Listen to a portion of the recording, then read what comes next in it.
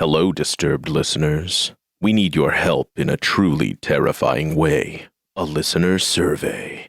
Tell us all of your deep, dark secrets. It'll only hurt for a few minutes. You'll find the link below in our show notes.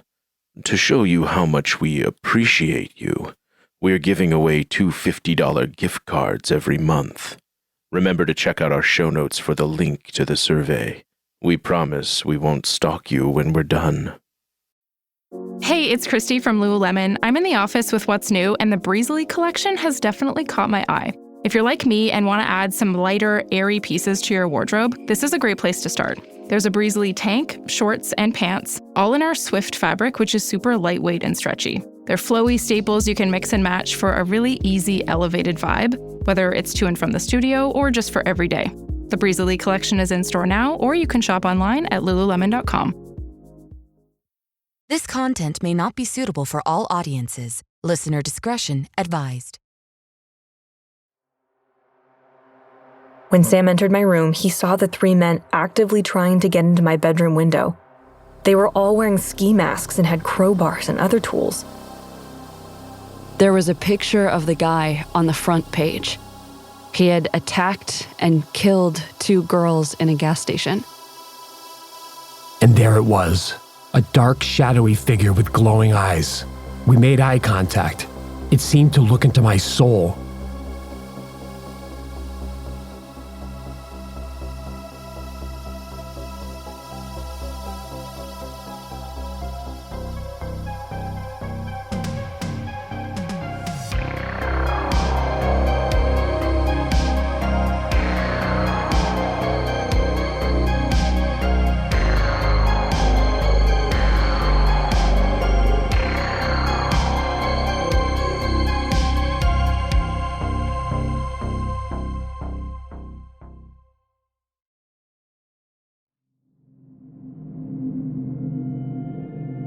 Hello, and welcome back to the show. This week, we have 5 stories that will make you shudder. So sit back, listen closely, and dive into the horror.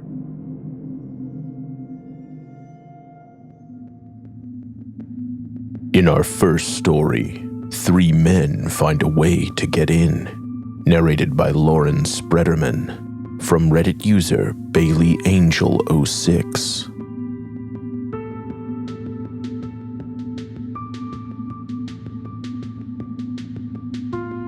My story begins in 2023, when I was only 17 years old. Me and my now ex-boyfriend, we'll call him Jay, started renting a room in a 3-bedroom, 2-bathroom house about an hour outside of Seattle. The house was in the city, but the part where we lived was heavily wooded, secluded, and sat on a dead road that got little to no traffic. We had 3 roommates. We'll call them Kaye and Sam in the master bedroom, and Wyatt in the adjoint bedroom. I'm changing all the names for anonymity. The story takes place about 2 months after we moved in, but the events leading up to it makes it so much scarier. In November 2023, the day after we moved in, Jay got a text from a man called Daryl, who claimed that him and I had been hooking up outside the mall a few miles away from the house for the past few weeks. Daryl was a friend of ours that we'd maybe hung out with once or twice before. I didn't even know that he knew we'd moved. Anyway, it was 100% not true. I had never hooked up with anyone throughout our relationship, and up until the previous day, we lived like 3 hours north. But for some reason, Jay believed him. Jay told Daryl to come to the house so that they could talk in person. I don't know what he was thinking. Maybe that he would catch me in my lie or something, I don't know. Anyway, Jay gave Daryl the address, and he came to the house in a black pickup truck.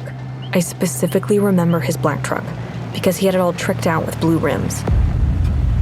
They talked outside for about 15 minutes, and then Daryl left. I asked Jay what they'd talked about, but he said it was nothing, and he seemed fine with everything. So that was the end of that for a few weeks. But about a month later, my roommate Kaye started noticing a black pickup truck sitting on the side of the road at night. She hadn't been home the day that Daryl came over, so she didn't know what his truck looked like. Whoever was in the truck would park, turn off their lights, then sit and watch the house for about 30 minutes to an hour, depending on the day, and then leave. This would happen about 2 to 3 days a week, and being 17 and naive, I thought it was strange, but ultimately brushed it off and continued living my life. We never called the police or anything. Looking back, we absolutely should have. Then Jay and I broke up, and everything got a lot worse. It started to come almost every night. Jay wasn't technically on the lease, so when we broke up, he moved back north to his sister's apartment. We'd had an abusive and unhealthy relationship, so I was honestly just happy to be alone again. The night he moved out, around 2 a.m., the black pickup truck came again. This time, the person actually got out of his truck, walked around the side of our house to where my bedroom was, and watched me sleep for about 30 minutes. My roommate, Kaye, had woken up to take the dog out, and when she did, she noticed that there was a movement alert on the cameras we had in the front yard. Kaye noticed the man and sent me a text. "You need to tell Jay to leave." I was sound asleep, so I didn't know anything had happened, and I didn't see the text until I woke up for work the next morning. I was so confused. We'd been texting up until I went to bed the night before, but I still had Jay on Live 360. I checked his location history, and he'd been at his sister's house 3 hours north all night. I got even more confused, so I asked Kaye what she was talking about. She sent me the recording, and when I watched it, I was terrified. The way the truck parked, you couldn't see many details, and the license plate was too blurry to read. I saw every move he made. I saw him watch me sleep. I swear I could see the lust in his eyes. I had no idea who he was. I'd never seen him before, and he definitely wasn't Jay. I called my mom before I went into work that day and told her what had happened. Though I was scared, I didn't feel completely unsafe. I had already survived my fair share of traumatic shit, and honestly, this was more or less entertaining. I told her I was fine, and I didn't want to do anything about it. I promised her to be more alert and sleep with my windows locked. She told me she was picking me up from work that night. She'd decided that I was going to go back home with her for about a week to see if everything calmed down. She didn't like the situation one bit and told me it felt very unsafe. I rolled my eyes at her, but looking back on it, I'm so grateful that she did this. That night, I was nice and safe in the living room of my parents' house. I stayed up late because I didn't have work the next day, and I wanted to binge watch Law & Order SVU. Around 3 a.m., I got a text from Kaye. She texted, "Can you and Jay quiet down, please?" Followed by, "Please stop banging on the wall." And then, "You need to quiet down." Just like before, I was extremely confused and a little creeped out because I wasn't home, and I knew that Wyatt had left for the weekend. I called Kaye immediately, but she didn't answer. I was panicking. They were supposed to be the only ones home. I called Sam, and thankfully he answered. I told him that Jay and I weren't home, and that Wyatt was out of town, which freaked Sam out. He checked the surveillance footage, and what he saw sent chills down my spine. There were 3 men that got out of the black truck and walked up the same route to my bedroom window on the side of the house. We were all shocked, and I gave Sam permission to go to my room and see if they'd gotten in. He had a gun and took it with him. When Sam entered my room, he saw the 3 men actively trying to get into my bedroom window. They were all wearing ski masks and had crowbars and other tools. When they saw Sam, they just booked it. He saw them run around the house. Sam flew through the house and made it out the front door just as they jumped back into the truck and peeled out down the road. I moved out the following weekend and came back in with my parents. I kept in contact with Kaye, and she told me that the black pickup truck never came back after I moved out. To this day, I have no idea who was trying to get into my window. I've always thought that one of the men could have been Daryl, but I could never tell if the truck had blue rims. I also don't know what their intentions were. What I do know is that I'm so thankful my mom made me come home with her that night. Don't run away. Disturbed will return in a moment. You ever notice how banks always seem to find a new way to charge you? Monthly fees, overdraft fees, random charges that show up out of nowhere. My big bank has been hitting me with fees multiple times a month. With Chime, I get away from that nonsense. Honestly, that's exactly why I've switched. Chime is changing the way people bank. They offer the most rewarding fee-free banking. This is fee-free banking built for you. They're not like traditional old banks that charge you overdraft and monthly fees. They have thousands of fee-free ATMs. Why pay to get your own money? Built for you, not the 1%. With direct deposit, Chime members can benefit from up to $1,150 in annual rewards, fee-free. You can even get up to $500 of your pay when you need it with MyPay. And Chime is rated 5 stars by USA Today for customer service. Real humans, 24/7. Chime is not just smarter banking. It is the most rewarding way to bank. Join the millions who are already banking fee-free today. Head to chime.com/disturbed. That's chime.com/disturbed. It only takes a few minutes to sign up. Chime is a fintech, not a bank. Banking services for MyPay provided by Chime's bank partners. Optional products and services may have fees or charges. For more information on MyPay, go to chime.com/disclosures.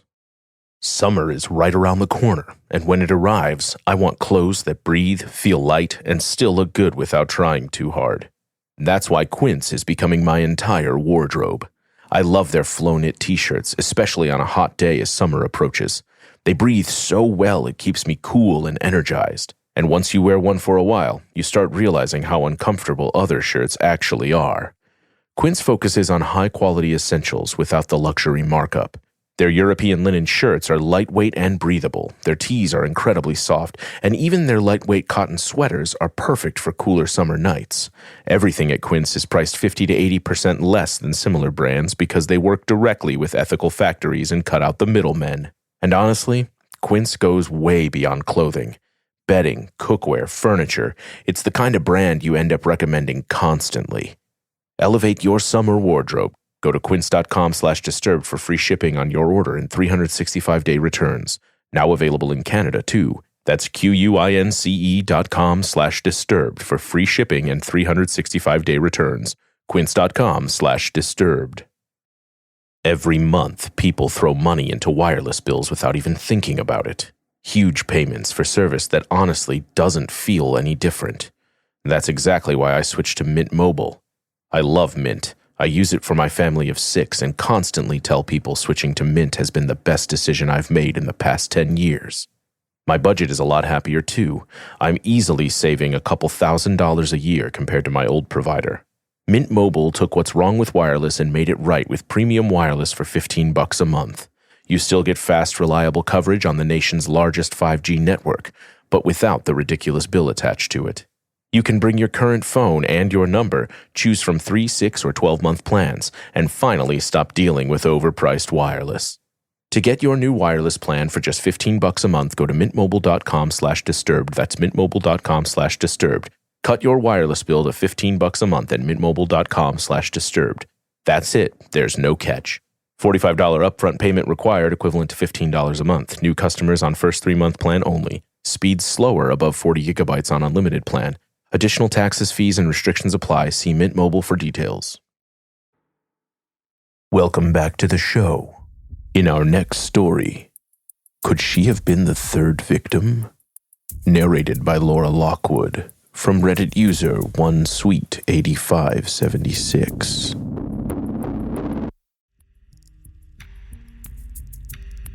This story happened when I was a teenager. No one really had phones yet, and I was living with my parents near Columbus. We lived in a 1-story house that backed up to the park, so anyone could go past the back of my house to the main street. It wasn't unusual for people to be around, and it never bothered me until one summer. For weeks, late at night, I would wake up with the strongest sense of someone watching me.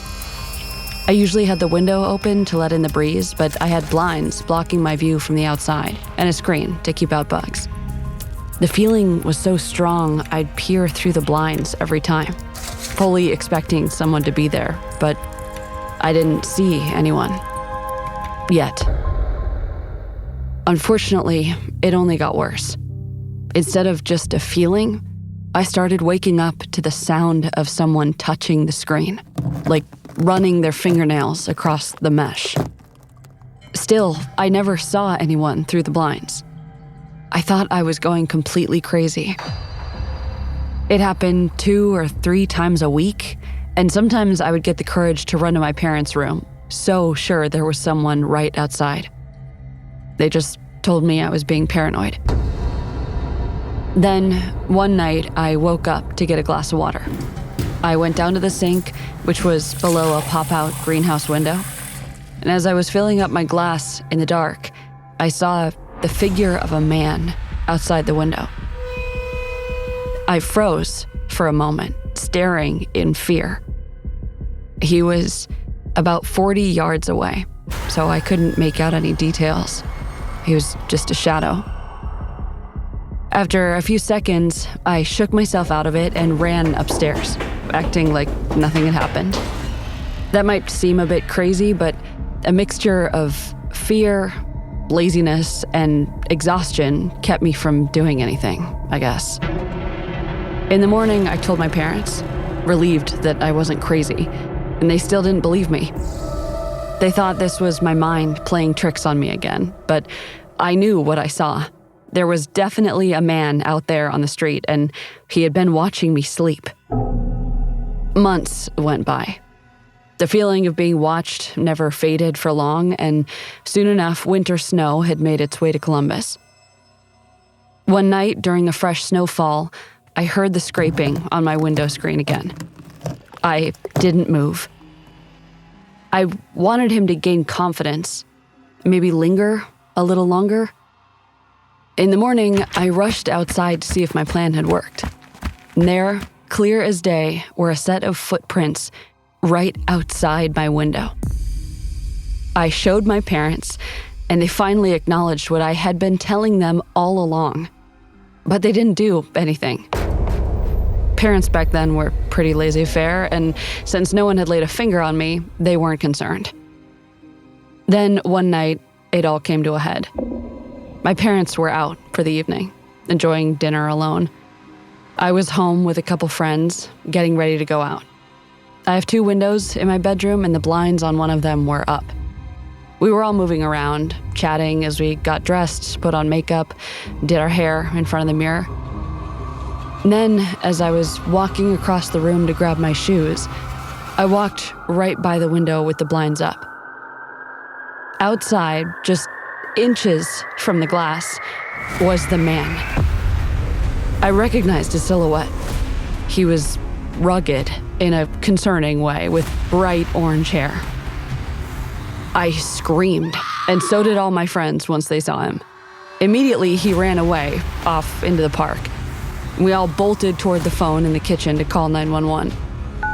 The police came at about the same time my parents got home, but there was no sign of the guy. The police basically accused my friends and I of drinking and making the whole thing up. Thankfully, I never saw him again. In person, that is. A few weeks later, I happened to see a newspaper and stopped dead in my tracks. There was a picture of the guy on the front page. He had attacked and killed 2 girls in a gas station. The police responded to the scene pretty quickly and tried to detain him. I don't remember all the details, but they got into some kind of fight that ended with the police shooting and killing him. I remember feeling shocked and relieved that he wasn't coming back. That sense that woke me up dozens of times, that feeling like someone's eyes were trained on the back of my head, it never returned.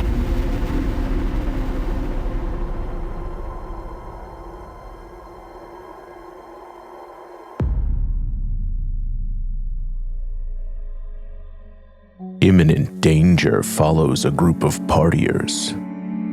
Narrated by Ashley Hargrove from Reddit user Is Soul a Moquette?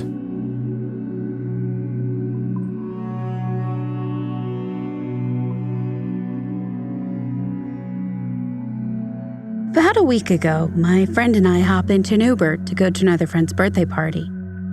We're all in college, but this friend lived in an off-campus house with their older brother. Neither of us really wanted to go, but we made a pact that if one went, the other had to. We chilled at the party for a while and were actually having a good time, when around 12:30 a.m., someone decided it was time to go to the bar. We all gathered up our coats and stuff and started the walk. There was a group of about 20 of us trekking in the cold, just trying to make it to the bar as fast as we could. A few cars went by, but then one car slowed way down. It was driving, slowly, keeping pace with us. And that's when 5 college-age guys started yelling at us out their window. Stuff like, "Hey girls, why don't you come with us? Where do you want to go?" The usual. There were multiple girls in our group and only 4 guys. I told them to fuck off, that we don't want to talk to them. It actually worked, and they sped off down the road. We continued our journey, talking and laughing, not really paying attention to the road until we suddenly heard a honk. It sounded like it was right behind us. I whipped my head around only to see the car charging toward us full speed. On the sidewalk! We threw ourselves to each side, completely panicked and screaming. Some members of our group didn't realize what was happening until it was almost too late, and they were almost ran by the car. When I got up, I started running towards the car, screaming at the guys. The car zipped out of there, and I could see them laughing. I made sure my friends were okay, and we were all trying to calm down, talking about what just happened and how crazy it was. We didn't see the car anywhere and thought the guys were finally going to leave us alone. Until about 10 minutes later, we heard the terrifying sound of the car spinning up once again. This time they didn't give a warning honk, and as they sped straight towards us, I froze. I stared into the headlights of the car. I don't know if I was frozen with fear or disbelief that they were doing this to us again. The next thing I knew, one of our guy friends pulled me from in front of the car. He landed hard on the grass. I looked around and saw my other friends were on the ground too. I thought they'd been hit. Tears filled my eyes. One by one, we all got up, and luckily no one was seriously hurt. This time the car stopped on the sidewalk ahead of us. We weren't sure what they were going to do next, or if they had a gun. We were all pretty shaken up. The driver got out of the car and with a shit-eating grin on his face simply exclaimed, "He was a nice guy." My guy friends saw this as a new threat and they rushed the car. The other guys got out and a pushing and pulling fight ensued. I couldn't take it anymore. I pulled out my phone and yelled that I called the police. Guys got back in the car and sped off. Cops arrived and we filed a police report, but in the end, no one pressed charges against them. I still can't stop thinking about how terribly it could have all ended that nightmare and how lucky we were that no one actually got hit. Disturbed will return in a moment. Running an online store used to feel like trying to survive with 20 tabs open at all times. Inventory in one place, payments somewhere else, analytics buried in another dashboard entirely. I love the new updates to Shopify. Had I had their all-in-one dashboard when I ran my store in the past, life would have been so much easier. And as a consumer, I love buying from Shopify stores because of Shop Pay. You see that purple button and suddenly checkout takes seconds instead of turning into a whole process. Shopify is the commerce platform behind millions of businesses around the world and 10% of all e-commerce in the US. You can build a beautiful online store with ready-to-use templates, use AI tools to help with product descriptions and photos, and manage inventory, payments, analytics, and more all in one place. And if you get stuck, Shopify's award-winning 24/7 customer support is always there. See less carts go abandoned and more sales go with Shopify and their Shop Pay button. Sign up for your $1 per month trial today at shopify.com/disturbed. Go to shopify.com/disturbed. That's shopify.com/disturbed.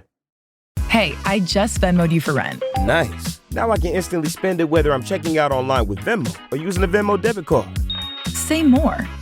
More exactly. Because the more you do with Venmo, the more you get. Like earning up to 5% cash back with Venmo Stash on a bundle of brands. So, order more pizza. The math demands it. Get the Venmo debit card. Venmo Stash bundle terms and exclusions apply. See terms at venmo.me/stash terms. Venmo checkout not available at all merchants. Venmo MasterCard is issued by the Bancorp Bank N.A. Welcome back, listeners.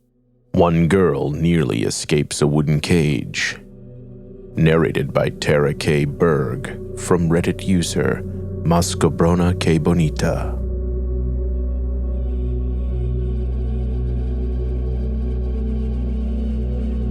In the summer of 2021, my boyfriend and I were staying on Tulalip Indian Reservation.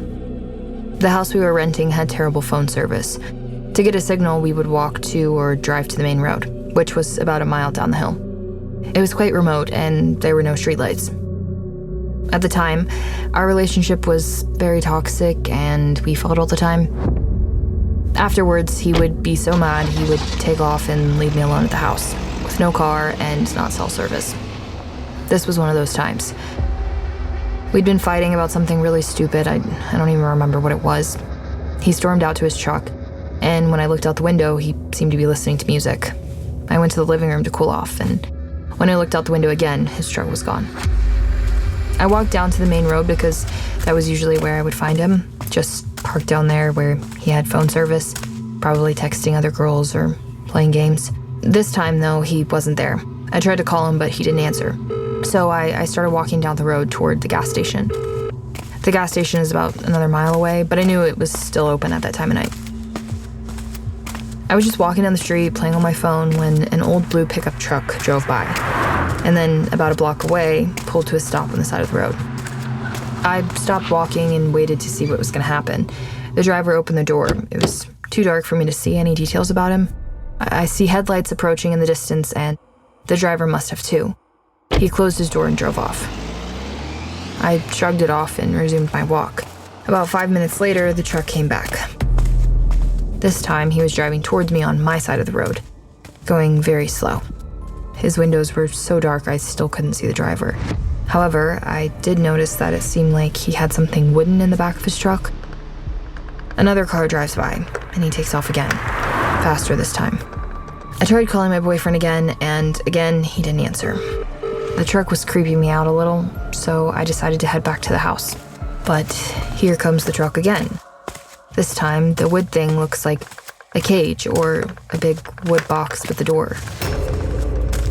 He pulls over a block away and opens his door. And again, when a car passes, he takes off. I started to walk a little faster, and I was super cognizant of my surroundings. I'd just reached the private road that leads to the house when I saw the truck coming towards me again.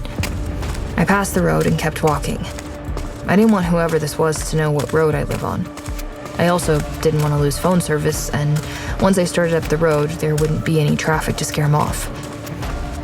This time, when he pulled over, I started taking pictures of him. I texted the pictures to my boyfriend and my best friend and said, "If anything happens to me, look for this truck." I thought maybe he'd gotten scared because I took his picture and that I was safe to head up the private road. Right when I turned onto my road, the truck came back again. I got an adrenaline rush and started running faster than I ever have run in my life. I ran up a hill and into the woods. I stayed close to the tree line and hid. I could see his headlights go by. He kept going straight up the road towards the houses. When I felt like he was far enough away, I started running again, staying in the woods but close to the tree line. Then I heard the truck coming back. By this time, I'm around the corner and not far from where the houses are. I duck down behind a tree and bush. The truck goes back down the hill very slowly. Once he's all the way down, I start making my way back to the house. Then I hear his truck comes back again. He was relentless. I had to duck behind people's fences and broken down cars in their yards. I finally made it safely back to the house. I left all of the lights off and peeked out the front window. I could hear the truck and see its headlights every time it circled around. He would drive by every 25 minutes, very slowly, for at least the next 3 hours. I have the best friend a girl could ever ask for, and she drove an hour to come keep me company. My boyfriend also finally checked his text messages 5 hours later and came home worried. He claimed he was just out driving and that his phone died. Thankfully, I got away from that truck. I hope that his other victims have also escaped capture in that wooden cage.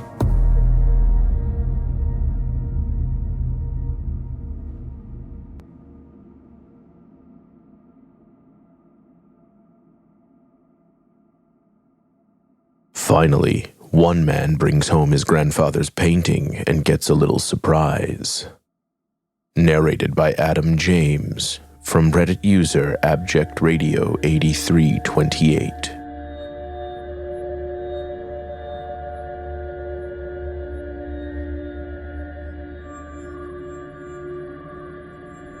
Hi, I'm a 22-year-old guy living in Bloomington, Indiana.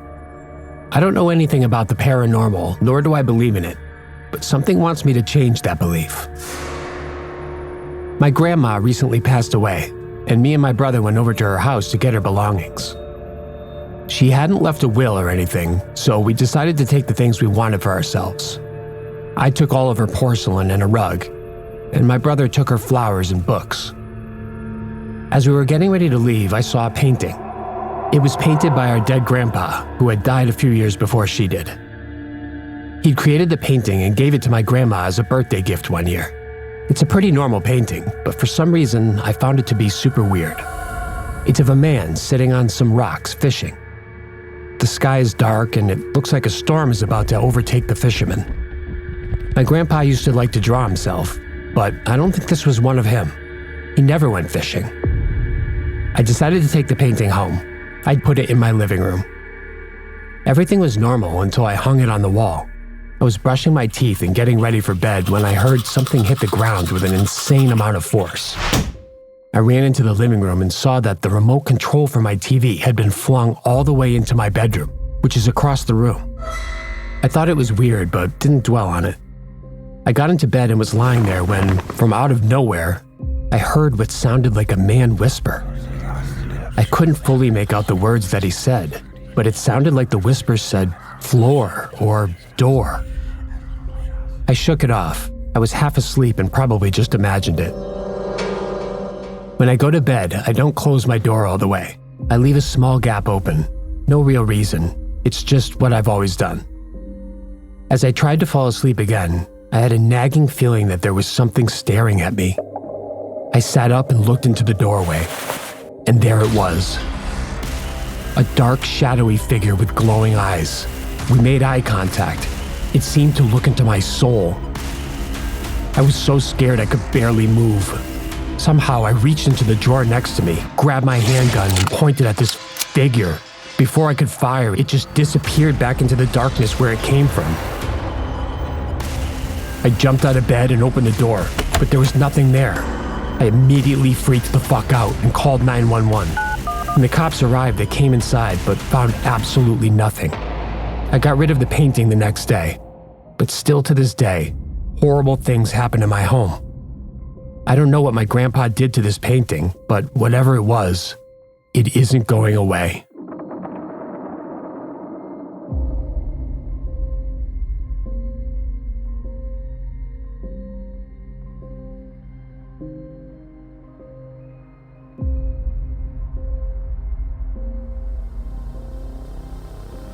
New episodes of Disturbed drop every Thursday. If you love the show, consider becoming a member to access early and ad-free episodes. There you can also access our exclusive monthly series, A Night by the Campfire, where we share the scariest stories we can find from professional authors. A few episodes have been released here for free, so scroll down and listen. I'm your host, Doug Bailey, and this has been Disturbed. If you have a story you'd like to share, email us at mystory@disturbedpodcast.com or post on our subreddit, r/disturbedpodcast. If you enjoyed the show, consider subscribing and leaving a review. Disturbed is a production of Killer Podcasts and part of the Evergreen Network. For more true crime and paranormal shows, visit killerpodcasts.com. Our producer is Declan Roars. Audio engineering by Nathan Corson, Sean Rule Hoffman, and Will Pritz. Music by Epidemic Sound and by Carl Casey at White Bat Audio. Bridget Coyne is our executive producer. Until next time, stay safe out there.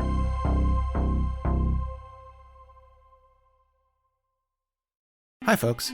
Let me see if I can sum up Midnight Burger in about 25 seconds. Really big monster! Zero irony. Congratulations!